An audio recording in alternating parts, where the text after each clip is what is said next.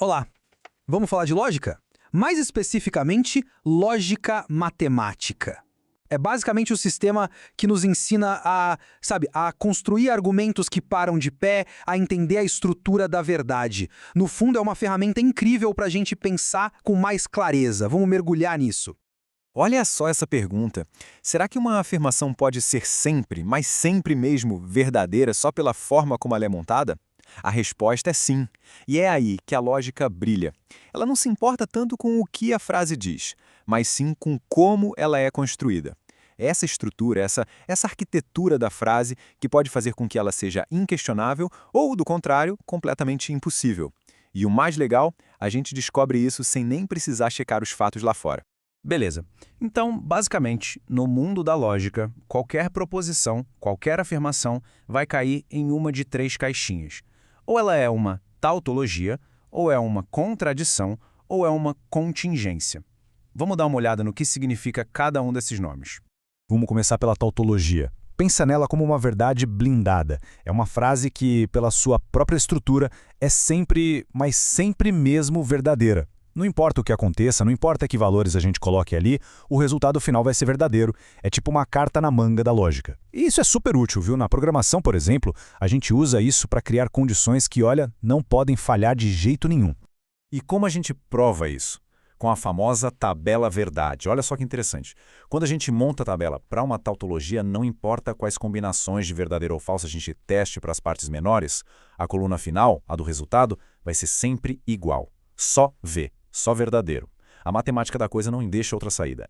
É a prova de balas. Para ficar bem claro, um exemplo do dia a dia é dizer vai chover ou não vai chover. Pensa bem, não tem como essa frase ser falsa, né? Ela já cobre todas as bases. Ou uma coisa acontece ou não acontece. É uma estrutura lógica perfeita, inquestionável. Certo. Agora vamos para o outro lado da moeda, a contradição.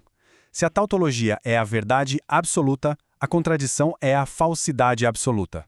É uma frase que se sabota. Ela é construída de um jeito que é simplesmente impossível ela ser verdadeira. Ela se anula. E, de novo, a tabela verdade não mente. Dá uma olhada. Quando a gente faz a tabela para uma contradição, a última coluna fica cheia de F, de falso. É a prova matemática de que aquela afirmação, ela simplesmente não para em pé. Em nenhum cenário. O exemplo clássico aqui é tipo falar está chovendo e não está chovendo ao mesmo tempo.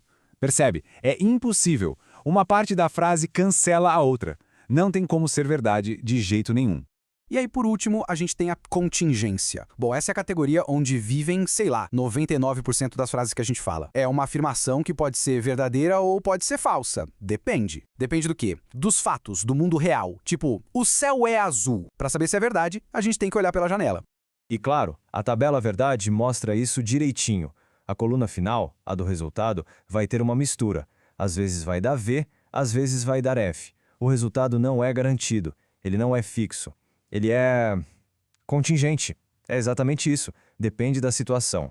Muito bem, agora vamos ver um conceito-chave para poder, digamos, brincar com as frases lógicas. A equivalência. Às vezes, duas frases parecem diferentes, mas no fundo elas querem dizer a mesmíssima coisa do ponto de vista lógico. E entender isso é fundamental para a gente aprender a negar as coisas do jeito certo. E como a gente sabe que duas frases são equivalentes? De novo, a tabela verdade é a nossa juíza. Se a gente monta a tabela para duas proposições diferentes e o resultado final de ambas é idêntico, linha por linha, pronto, elas são logicamente equivalentes. A gente pode trocar uma pela outra que não muda nada no argumento. Ok, teoria à vista. Agora chegou a melhor parte. Vamos botar a mão na massa. A negação é uma das operações mais importantes e também uma das que mais pega o pessoal de surpresa. Então vamos resolver uns exercícios para ver como aplicar essas regras na prática e negar as coisas do jeito certo. Primeiro exercício, então, temos que negar uma conjunção, que é uma frase com E. A afirmação é, Carlos é médico e professor. A pergunta é, o que precisa ser verdade para que essa frase inteira seja uma mentira?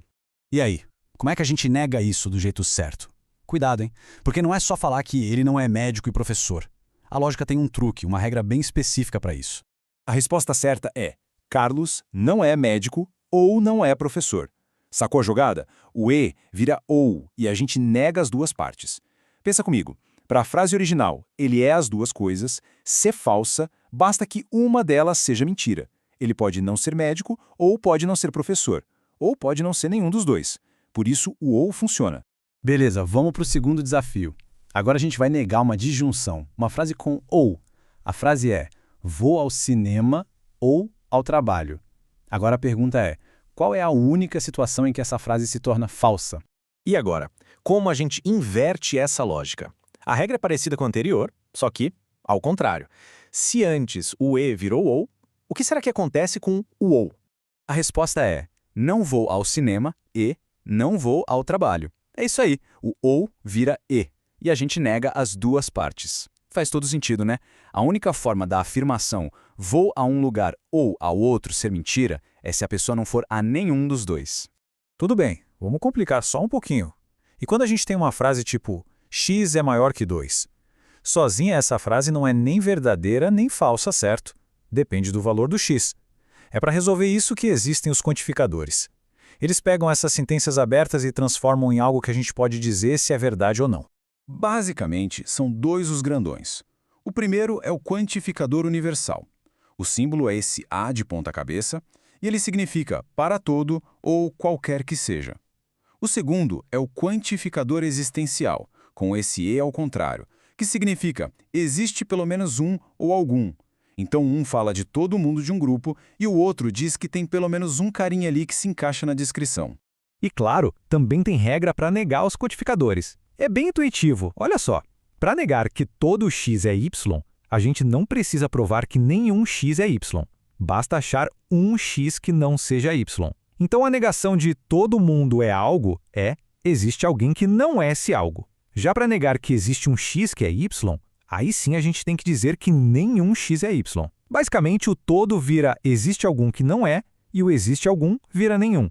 Essa frase do John Locke é perfeita, né? A lógica é a anatomia do pensamento. É exatamente isso. Quando a gente estuda tautologia, contradição, as regras de negação, o que a gente está fazendo é desmontar o raciocínio para ver como ele funciona por dentro. É como se a gente estivesse olhando o esqueleto, a estrutura do nosso próprio pensamento.